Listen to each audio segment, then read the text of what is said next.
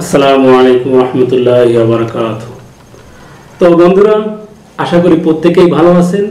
তো আজকে আপনাদের সামনে একটি নতুন টপিক নিয়ে হাজির হয়েছি। বিশেষ করে যুবকরা এই বিষয়ে সবচেয়ে বেশি আগ্রহান্বিত, যে তারা জানতে চায় জিন জাতি, পরিজাতি সম্পর্কে জানতে চায়। বিশেষ করে যুবকদের আগ্রহের কেন্দ্রবিন্দু হচ্ছে যে পরিদের সাথে কিভাবে সম্পর্ক করা যায়, কিভাবে তাদেরকে একান্তভাবে কাছে পাওয়া যায়। তো বন্ধুরা, আসলে কি পাওয়া সম্ভব? আসলে কি পরিদেরকে একান্ত কাছে পাওয়া যায়? তো বন্ধুরা, আজকে সেই বিষয়ে আপনাদেরকে বলবো। তার আগে বলছি, বন্ধুরা যারা এখনো আমাদের চ্যানেলটিকে সাবস্ক্রাইব করেননি, আমাদের চ্যানেলটিকে সাবস্ক্রাইব করুন। যারা সাবস্ক্রাইব করেছেন তাদেরকে অসংখ্য ধন্যবাদ। আর যারা এখনো সাবস্ক্রাইব করেননি, আমাদের চ্যানেলটিকে সাবস্ক্রাইব করুন, লাইক দিন এবং কমেন্ট করুন। তো বন্ধুরা, আমি কথা না বাড়িয়ে আমি মূল আলোচনার বিষয়বস্তু নিয়ে বলছি যে বন্ধুরা, পরিদের সাথে সম্পর্ক কি করা যায় এবং আরও একান্তভাবে ঘনিষ্ঠ হওয়া যায়, যেটা খোলাসাভাবে বলতে গেলে বলা যায় সহবাস কি করা সম্ভব।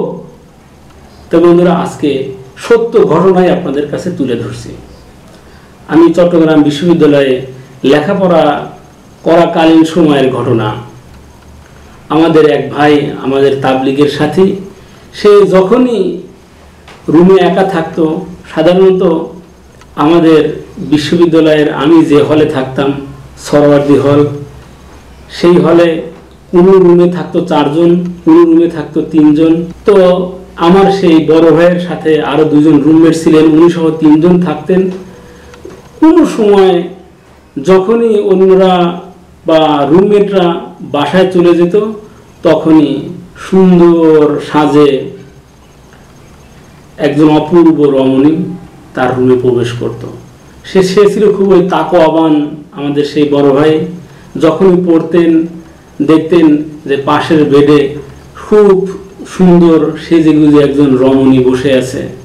তো সে বারে বারেই বলতো যে, দেখো, তুমি আল্লাহ তাআলাকে ভয় করো, আমিও আল্লাহ তাআলাকে ভয় করি, আমার এরকম নজরের হেফাজত করা বেশ কষ্ট হচ্ছে, তুমি চলে যাও।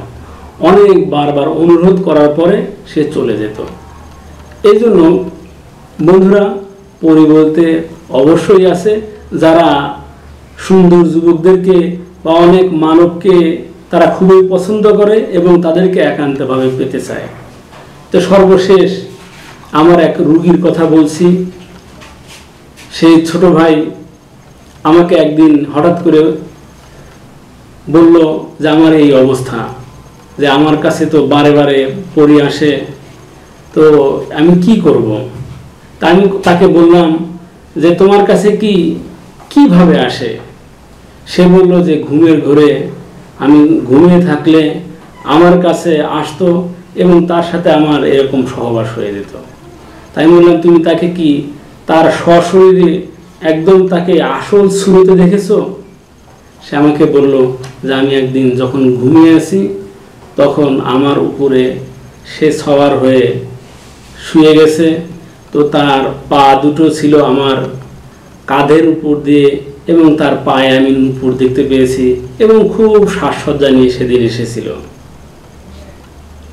তো আমি বললাম, তো আসলে কি তুমি শরীরে শক্তি অনুভব করতে? তো বলতো, আমি এমনভাবে অবশ হয়ে পড়ে থাকতাম যেন আমার শরীরে কোনো কিছু কাজ করতো না। তো এইভাবে তার সাথে নিয়মিত সহবাস হতো। তো বন্ধুরা, পরি যে সত্যি জগতে আছে এবং মানব জাতিকে যে তারা খুবই পছন্দ করে এবং যাদেরকে খুবই পছন্দ করে তাদের সাথে যে একান্তভাবে মিলিত হয়, এটা আপনাদেরকে একটা বাস্তব ঘটনা এবং সত্য একটা ঘটনা বললাম। তো বন্ধুরা, আমার আপনাদের আগ্রহের কারণেই মূলত আজকে আপনাদেরকে ঘটনাটা বর্ণনা করলাম। তো কখনোই আপনারা এই জাতিকে একান্তভাবে কামনা করবেন না। একান্তভাবে কামনা করলে যদি চলেই আসে, তো আপনি ক্ষতিগ্রস্ত হবেন। কারণ যাদের কাছে তারা আসে, তাদের আর মানব সমাজে বা কোনো মানবের সাথে মিলিত হওয়ার আর শক্তি বা ক্ষমতা থাকে না। অনেক চিকিৎসার পরেও খুব একটা ভালো ফলাফল পাওয়া যায় না।